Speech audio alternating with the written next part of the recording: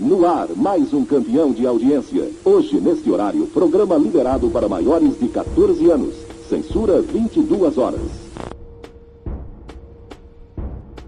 Este arquivo especial é a primeira parte de uma longa jornada explorando o vasto território da antiga Fazenda Imperial de São João do Ipanema.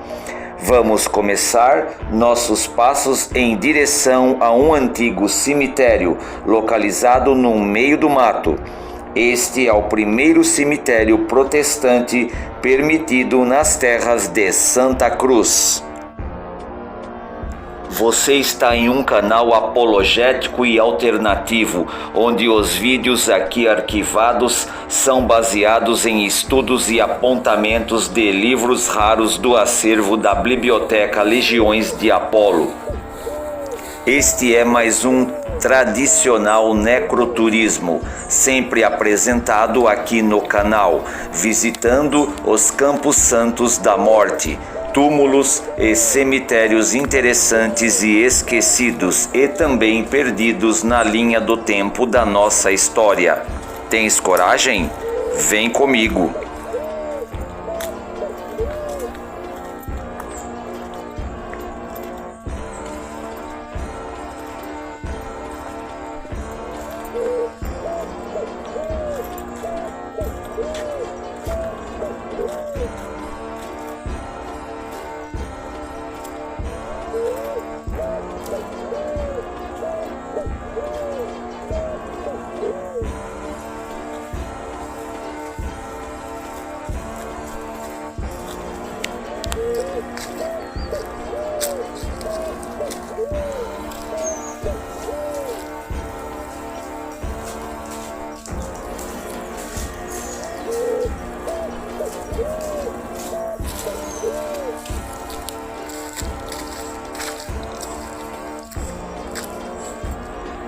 Atenção!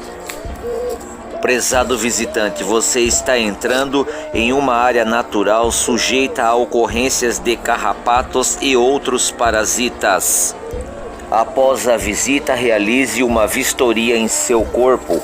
Mais informações: Centro de Visitantes Flora do Ipanema. Este é o primeiro cemitério protestante do Brasil, criado por Carta Régia de Dom João VI, em 28 de agosto de 1811. Este é o portal de entrada do cemitério protestante, de arquitetura sóbria e maneirista, sem muitos ornamentos artísticos de arte tumular.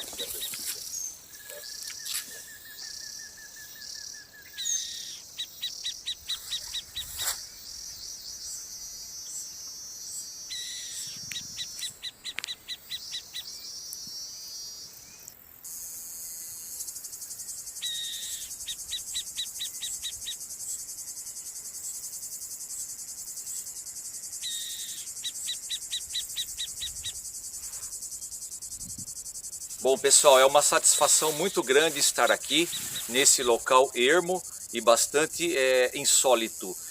Esse local é bem longe de São Paulo, é no meio do Mato Virgem, muito difícil acesso de chegar aqui e é bem escondido mesmo. Assim como muitos pesquisadores que já vieram para cá e já relataram sobre esse local, eu também fiz questão de vir aqui pessoalmente para fazer a minha própria experiência e apresentar aqui no canal para vocês. Mas para chegar aqui, eu tive que contar com o apoio e com o auxílio do meu amigo Robson Dante, que é um grande historiador, pesquisador e também explorador dos sertões pitorescos do estado de São Paulo. Robson Dante conhece muitas histórias, conhece também a história desse local e ele vai estar falando com a gente um pouquinho aquilo que ele pesquisou e que ele sabe. Então, ó, apresento para vocês aí no canal, pesquisador Robson Dante, e gostaria de estar entrevistando ele, mostrando para vocês aí o que ele sabe. Robson, você poderia contar para o pessoal e para mim também aqui do canal Legiões de Apolo, o que você pesquisou e sabe sobre esse local? Bom, primeiramente, a primeira vez que eu visitei aqui o cemitério protestante, eu tive uma sensação bem de bastante nostalgia com o local, entendeu? porque eu via, inclusive eu até vi aqui uns animais, aqui umas capivaras aqui que tem aqui na região mesmo aqui, mas eu fiquei meio na dúvida, porque os demais integrantes do grupo que estava comigo, eles não viram isso daí, só eu assim que vi, entendeu? Então isso daí me causou um impacto psicológico muito grande, entendeu? E a respeito da história do local que você está querendo saber? Gostaria de que você contasse para nós o que você já ouviu falar, porque são muitos relatos desse local. Muitas pessoas vêm aqui, pesquisam, fotografam, filmam, né? E cada pessoa tem um relato, já ouviu alguém contar algo, né? Então são muitas histórias, são muitas lendas e coisas reais também que aconteceram aqui. Então, até onde você pesquisou e o que você sabe desse local? Bom, da construção ali da usina de fundição ali, na parte de baixo ali da fazenda, como ainda era, isso é mais, a gente estamos falando de coisa que aconteceu há mais de 200 anos atrás, entendeu? E naquela época o Brasil ainda era colônia de Portugal. Então aqui no Brasil, eles ainda não tinham assim aquela estrutura para construir a usina de fundição, entendeu? Então o imperador Dom João VI, ele contratou mão de obra da Europa, entendeu? Inclusive do norte da Europa, lá da Alemanha, da Suécia. E daí eles vieram aqui para o Brasil para construir aí a casa de fundição ali, tudo ali. E também para poder trabalhar no local, entendeu? Como um chefe da turma ali, né? Daí vieram dessa leva de trabalhadores, vieram engenheiros, vieram técnicos, e como eles eram do norte da Europa, a religião predominante lá era protestante, então eles vieram aqui trabalhar aqui, e daí teve um sueco que trabalhava aí, que ele começou a desenvolver um quadro de depressão, porque ele estava muito longe da família dele, entendeu? Ele não se adaptou aqui ao clima aqui do Brasil, que é um clima tropical. Então ele começou a desenvolver um quadro de depressão, até que esse quadro resultou no suicídio dele. Ele se suicidou, entendeu? Daí, quando foram fazer o enterro dele, no cemitério católico, o arcebispo aqui da diocese, aqui da região não autorizou o sepultamento, entendeu? Então o corpo dele ficou insepulto.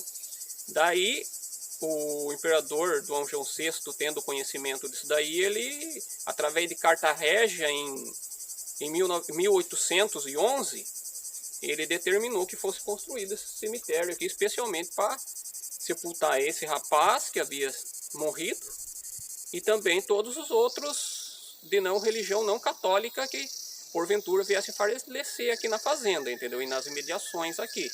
Daí ele criou essa carta régia em 1811 e daí construíram esse cemitério aqui para que ele fosse enterrado, né?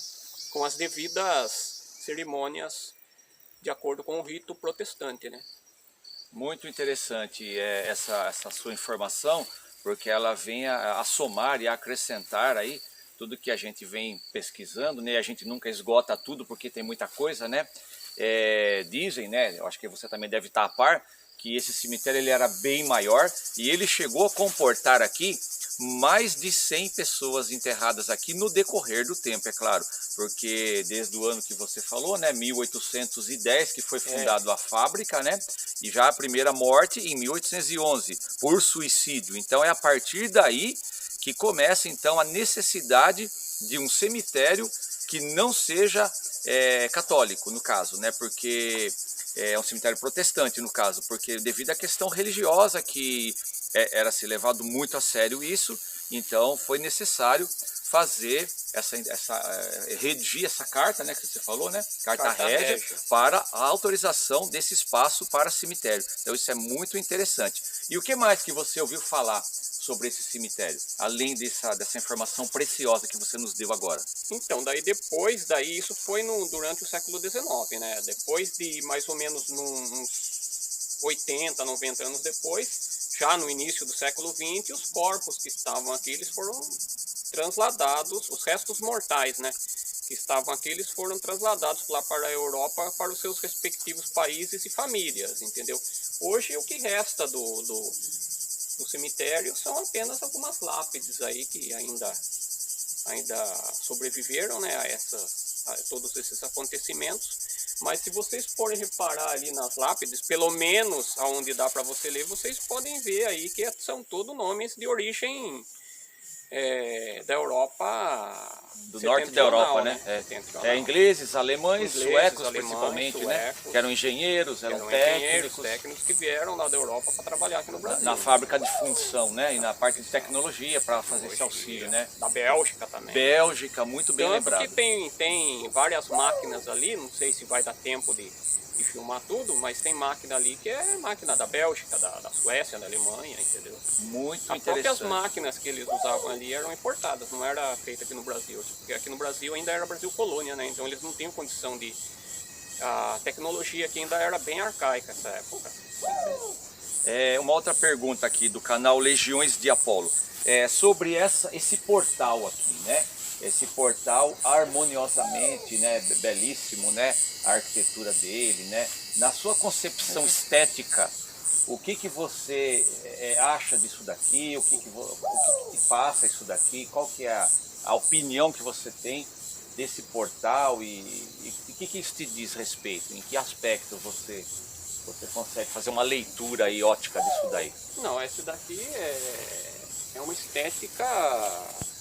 grandiosa, né? Estética bem grandiosa esse portal. Eu gostei muito, desde a primeira vez que eu vi aqui, eu já aprovei, assim, entendeu? E é de acordo com os moldes europeus também, né? Uma estética bem diferenciada. Embora seja na forma de maneirismo, né? Mas sim, mesmo assim ainda não deixa de ter a sua grandiosidade, né? Bom, agora a gente vai estar então, pessoal, entrando aqui dentro do cemitério protestante, né, com todo respeito. A gente sabe que é um local sagrado, mesmo sendo considerado na tradição como um espaço herético no sentido religioso, porque devido às controvérsias religiosas, que nós não vamos entrar em detalhes, porque isso cabe à parte teológica, não a nossa, que a nossa é a parte histórica e de exploração apenas. Então vamos usar a ética e o respeito com as outras religiões e vamos entrar aí com todo esse respeito, né? E fazer apenas a parte da exploração estética do local. Então vem comigo, o Robson Dante também vai estar acompanhando e a gente vai então ver em detalhes agora o cemitério. Vem comigo.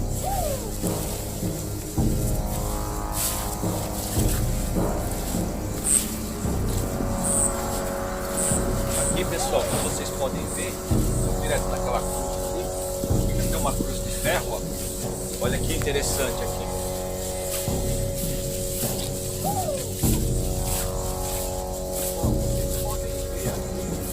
Mais para cá um pouquinho, ele vai estar falando aqui, vai falar um pouquinho aqui de frente para a câmera, vamos lá. Eu não sei se o que dá para ver bem aqui através do vídeo, mas vocês podem ver que o nome da pessoa que foi sepultada nesse lugar, Tilly Hand Jeb Neumann. Então, com o sobrenome Neumann, vocês já podem saber que é do norte da Europa, entendeu? E se vocês chegarem mais perto, vocês vão ver que essa língua aqui, eu não tenho muito bem certeza, que eu não tenho muito conhecimento dessas línguas do norte da Europa, mas pelo que eu estudei, isso daqui é alemão ou próximo do alemão, isso daí eu tenho certeza. Aqui tem a data de nascimento e a data de falecimento da pessoa, né? E é uma cruz de ferro também, muito provavelmente ela foi feita até na casa de fundição ali, como as outras coisas que tem aqui também. Então é bem interessante, pessoal, essa questão da cruz de ferro no meio do mato, porque voltando agora aí naquele livro Histórias das Terras Sagradas de Passa 3, de minha autoria, eu relato nesse livro aquela história que se contava na minha infância no bairro dos Pedros, onde os mais antigos diziam que havia uma cruz de ferro, né, no meio do mato do Orvécio. que é uma selva também, uma reserva florestal que tem lá em Passa 13. Mas é bem provável que essa cruz que eles falavam que existia lá não era bem lá, mas é essa daqui. Então a gente também pode associar essa lenda da cruz de ferro que tinha no meio do mato, que seria essa daqui, porque essa realmente é uma cruz de ferro e realmente está no meio do mato, e é um túmulo também, né? Então olha que interessante isso daí. Eu também conheço essa lenda aí, desde quando eu era criança. Eu confirmo o que você falou, porque eu também conheço essa lenda. Desde quando eu era criança eu já via falar nessa lenda de uma cruz de ferro no meio do mato. Então sempre se falou nessa região aqui, Sorocabana, de uma enorme cruz de ferro no meio do mato. Com certeza, ou se aproxima bastante desse caos antigo, porque esse caos eu ouvi falar na década de 70, mas ele já era contado mais antigamente ainda, né? Então é uma história muito antiga, é claro que pode ser, né, em tese, eu estou falando aqui, né, tem alguma ligação nesse aspecto aí. A cruz de ferro está aqui nós temos uma cruz de ferro quase do meu tamanho, olha o tamanho dela, ela com certeza tem mais de 1 metro, né? Então é interessante isso daí também, né? Então observem aí essa cruz.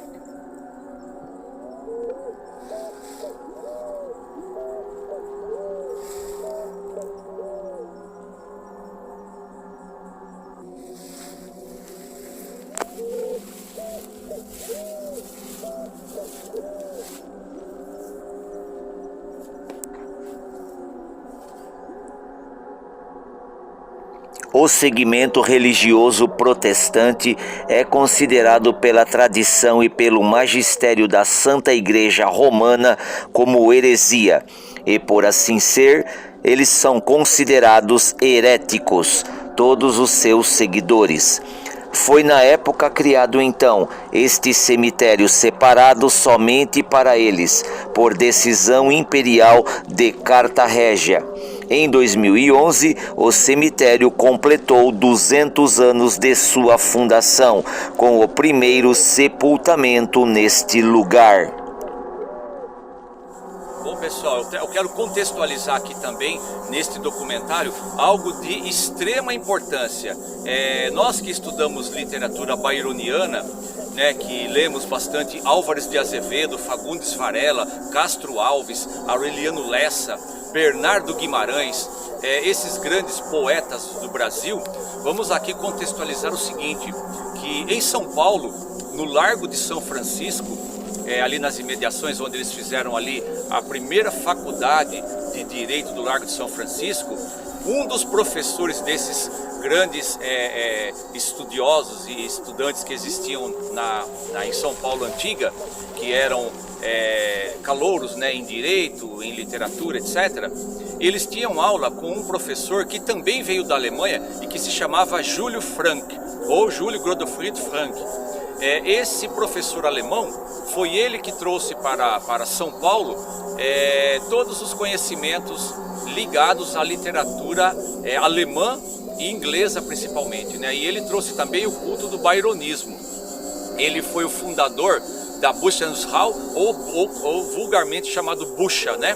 Quando esse professor fatalmente morreu, ainda muito jovem, ele, por também ser de origem protestante, o mesmo problema que aconteceu com o primeiro suicida deste local, lá também aconteceu a mesma coisa no centro de São Paulo, com esse professor protestante alemão que dava aula no Largo de São Francisco, Júlio Frank. E também lá ele não pôde ser sepultado em cemitérios católicos, porque o arcebispo também não autorizou. O que aconteceu? Os estudantes se reuniram e fizeram um túmulo para ele dentro do Largo de São Francisco, dentro da faculdade. Esse túmulo pode ser visitado com agendamento, com autorização também, e ele também é uma ponta desse iceberg que começou lá, talvez com Martinho Lutero na Reforma Protestante já, né? Esse estopim foi aceso lá, dessa cisão, né? Dessa ruptura ou desse cisma com a igreja, e é a partir de lá que esse conflito vem se arrastando, né? Então, contextualizando com esse cemitério protestante aqui, temos também esse professor alemão que está sepultado no Largo de São Francisco. Robson Dante, também, que é um grande pesquisador de literatura baroniana, que já leu a obra de Pires de Almeida, A Escola Baroniana do Brasil, poderia também nos falar um pouquinho sobre isso, Robson? Então, é isso daí mesmo. Eu já há muitos anos, né, acompanho a literatura baroniana aqui no Brasil. Tenho várias obras lá em casa também, desses poetas aí que você acabou de citar também. E eu acompanho essa história aí desse professor aí. Eu nunca visitei o túmulo dele lá em São Paulo, mas eu acompanho todas essas histórias aí que aconteceram no século XIX, né, no auge do movimento baroniano aqui no Brasil. Então eu estou sempre pesquisando lá em casa também a respeito disso daí, e é uma informação valiosa. Quando faleceu Júlio Frank em 1841, por ser protestante, ele não pôde ser enterrado em nenhum cemitério da cidade, pois todos eram católicos. Os estudantes, então, providenciaram seu sepultamento no pátio menor da Academia de Direito, em frente à sala onde ele ministrava as suas aulas, mandando executar ali um túmulo. O escritor Afonso Schmidt escreveu uma biografia raríssima sobre a sua história. A pintura na qual Júlio Frank segura um livro é um atributo indicando a sua condição de intelectual e homem de letras. É uma informação bem valiosa, assim. E eu acompanho, inclusive também o Fagundes Varela, pelo que eu pesquisei, ele frequentou muito aqui a região de Sorocaba aqui, que ele vinha lá de São Paulo, aqui em Sorocaba, a pé, visitar uma namorada que ele tinha aqui, entendeu? E daí ele frequentou muito. Eu não sei se ele chegou a vir nesse lugar aqui, mas que ele frequentou a cidade, que ele frequentava a cidade de Sorocaba, ele frequentava. Bem lembrado, Robson Dantes destacou bem esse ponto também. Fagundes Varela tinha uma namorada, né, que era conhecida como Rita Clementina de Oliveira, ou Ritinha Sorocabana, que era uma mulher da noite, né, muito respeitada e muito cobiçada por ser muito bonita, né? E Fagundes Varela vinha então de São Paulo até a região sorocabana para namorar essa moça. Então é interessante isso daí. E nós estamos aqui na região sorocabana também, porque Iperó faz parte da região sorocabana, que é, por tradição, uma das regiões mais misteriosas do sertão paulista, né? Há lendas remotas já de índios que habitavam essas regiões aqui, que já relatavam histórias de assombrações, de aparições, histórias macabras, fantasmagóricas, na linguagem deles, é claro, relatavam isso aos jesuítas, né, que foram os pioneiros aí na parte da catequese, que chegaram aqui no começo da colonização, né, junto com a frota lá de Martim Afonso de Souza, que veio povoar, né. Então, os primeiros jesuítas já vieram para cá e eles também já pegavam então esses relatos macabros, né, que os índios falavam não só no litoral, não só em São Paulo, mas também nos sertões. E há relatos de tropeiros e também de bandeirantes de que essa região aqui de Sorocaba, os índios aqui eram extremamente selvagens, rudes e não queriam conversa com colonizador. Eles, segundo os relatos mais antigos, eles atacavam as fazendas que tinham por aqui, incendiavam tudo e botavam, como a gente vai falar numa linguagem mais atual, botavam terror e não deixavam os colonizadores adentrarem ao sertão. Foi com muito custo que eles conseguiram entrar no sertão paulista, porque aqui tinha muito índio, aqui na região sorocabana. O nome Sorocaba é um nome indígena, né? Não é mesmo, Robson? O nome Sorocaba é um nome indígena. Eu não sei o que significa, Sim. porque eu ainda não estudei, mas com certeza. Depois eu vou estar um colocando aí na edição o significado da palavra Sorocaba, né? Que com certeza é um nome tupi, né? Que já remonta aí, então o local, né? E Iperó, onde a gente está também, é um nome indígena também, que é essa região. Sorocaba significa terra rasgada e Iperó significa casca amarga. Só fazendo uma analogia com o que você acabou de falar a respeito da resistência dos índios que eles tiveram contra a dominação dos colonizadores, do homem branco no caso, é que é uma analogia que nem aqueles filmes de Velho Oeste, de Faroeste, entendeu? É como se o Faroeste fosse aqui. Antigamente o Faroeste é esse daqui que a gente assiste aqueles filmes lá dos Estados Unidos, lá dos colonizadores dos Estados Unidos enfrentando os índios lá, aqui também foi do mesmo jeito, daquele jeito. E agora fechando essa parte, assim como o nosso amigo aqui, Robson Dante, citou o primeiro alemão, né, o sueco, o primeiro europeu que aqui morreu e foi sepultado, a causa da morte, segundo consta, foi suicídio. Então olha que interessante, o suicídio é conhecido não só na tradição antiga, mas em todo o leste europeu, como uma morte maldita, uma morte totalmente abjeta no sentido da tradição, do pecado extremo que é o suicídio, né? Então na tradição, principalmente no norte, no leste europeu, acreditavam-se que todas as pessoas que se suicidavam retornavam da sua sepultura como vampiros ou zumbis, né? E suas almas ficariam então errantes e penadas. Na antiga tradição do leste europeu, todos os mortos em pecados de heresia estariam condenados a penar, retornando muitas vezes à vida como vampiros. Procurando então aquela região, aquele local onde aquele cidadão ou aquela pessoa havia cometido suicídio. Então uma das bases do vampirismo é a questão dos suicidas. São eles os primeiros vampiros também, não só na literatura, mas nos relatos mesmo, principalmente no leste europeu, né? Então a pessoa que praticava o suicídio era considerado um vampiro, um herege, um vampiro e um perdido, alguém que não se salvou na glória, né? Então isso também reforça essa ideia deste local, que é considerado por muitos pesquisadores como um local mal assombrado.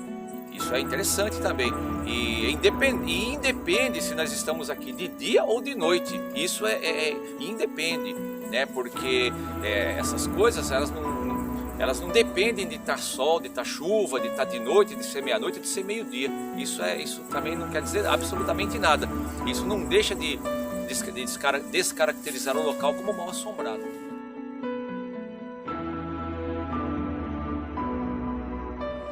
Bom pessoal, então eu vou estar mostrando para vocês agora aqui junto com o nosso pesquisador Robson Dante também as lápides que a gente encontrou por aqui. Agora é claro, haviam muito mais tumbas e muito mais lápides, né? Alguns corpos daqui foram trasladados para a Europa, como o próprio Robson Dante falou, mas nem todos.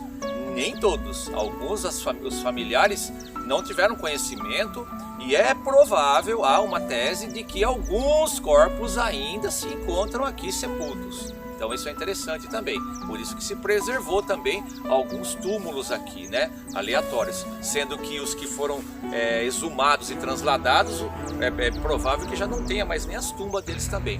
Então aqui a gente tem essa cruz de ferro, que é a mais relevante no aspecto estético, né, e aqui nesse canto, ó, a gente tem o pedestal, onde provavelmente havia uma cruz também. Então você só encontra uma pedra aqui agora. Então aqui provavelmente um túmulo também, né? Como eu sempre falo, né? Na questão aí do sentido oculto dos ritos mortuários, né? Nesses locais ermos, o cemitério, como eu falei em um outro vídeo, ele não segue aquele padrão de que um cemitério tem que ser algo assim extremamente ornamentado.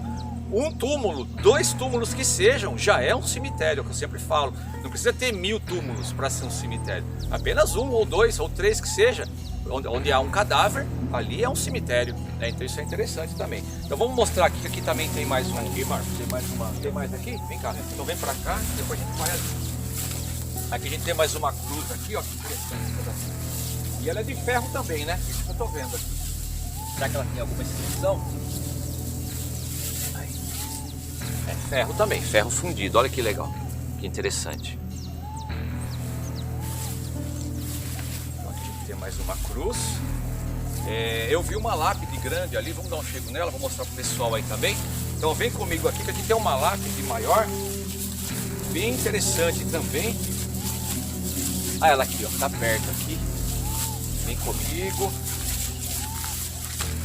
Eu andei pesquisando aqui, olhando, observando essa lápide, e eu vi que aqui está escrito em uma língua que parece ser latim. Ah, vamos ver. Ou um italiano. Né? Tenta aproximar aqui pra gente ver se dá pra ler alguma coisa aqui.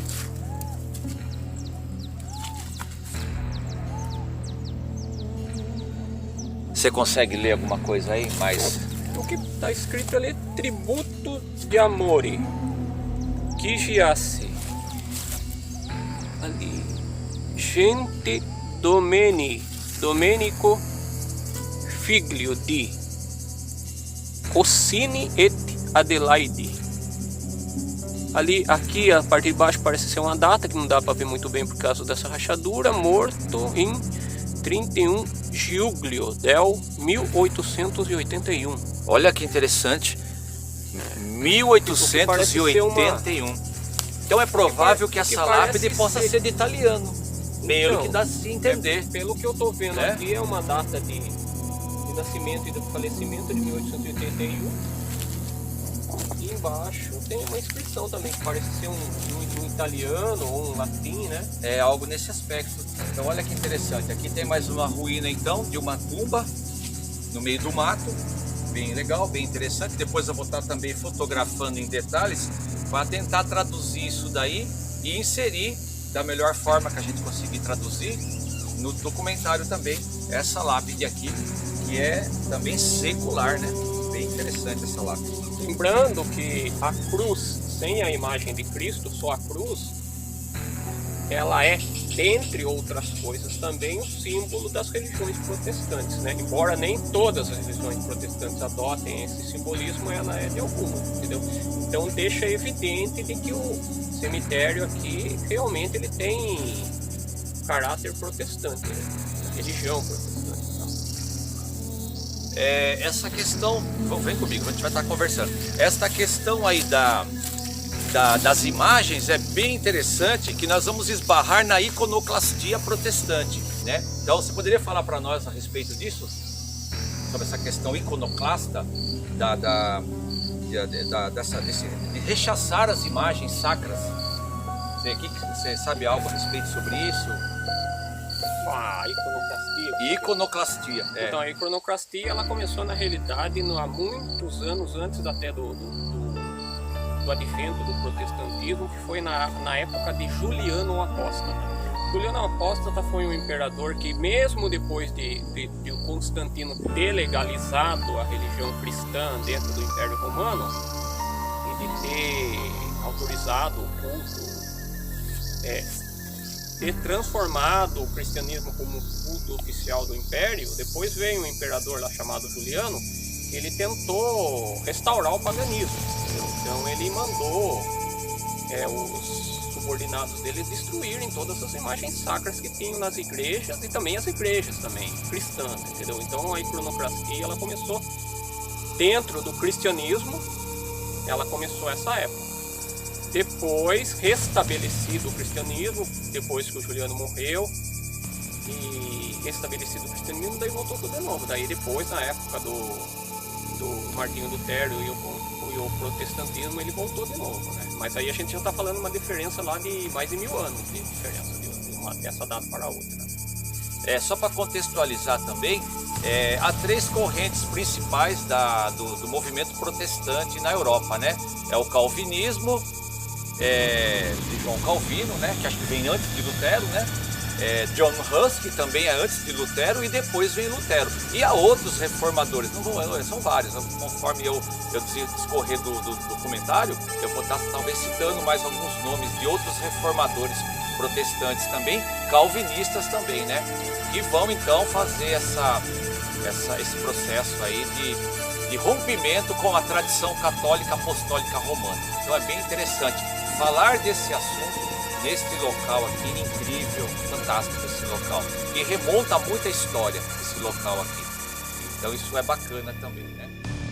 Aqui apresento 3 gravuras de época, raríssimas, dos reformadores citados.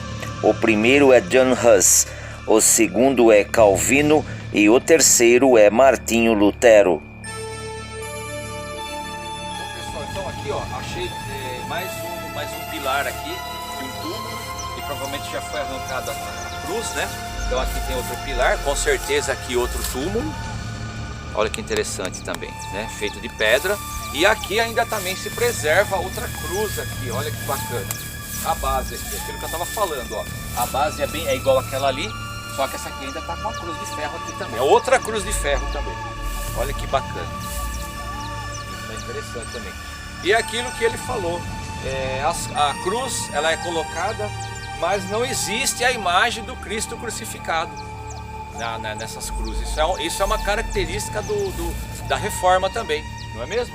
É feito a cruz como símbolo da cristandade, mas sem Cristo estar nela, porque segundo aí a própria concepção protestante, né?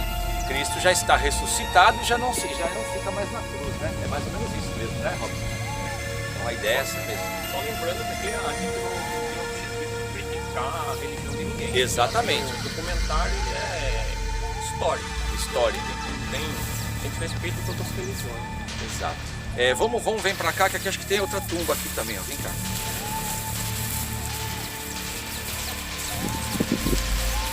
Procurar mais. Tem uma por aqui. Vamos ver pra cá. Onde tá? Aqui. Então aqui, ó. Aí, pessoal, outra tumba aqui, ó. Outro local que marcava um túmulo aqui também. Olha que interessante. Deve ter mais pra cá, vamos procurar aqui.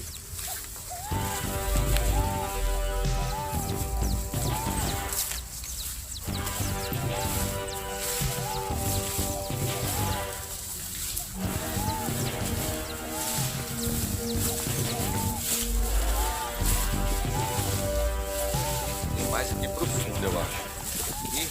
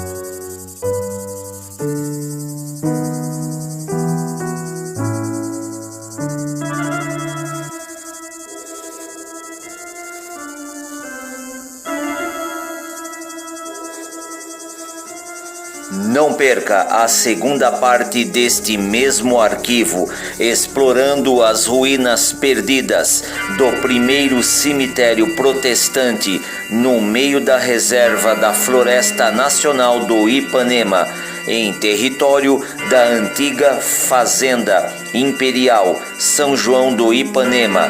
Aguardo você no próximo vídeo, que será postado muito em breve aqui nesta plataforma Legiões de Apolo. Até lá!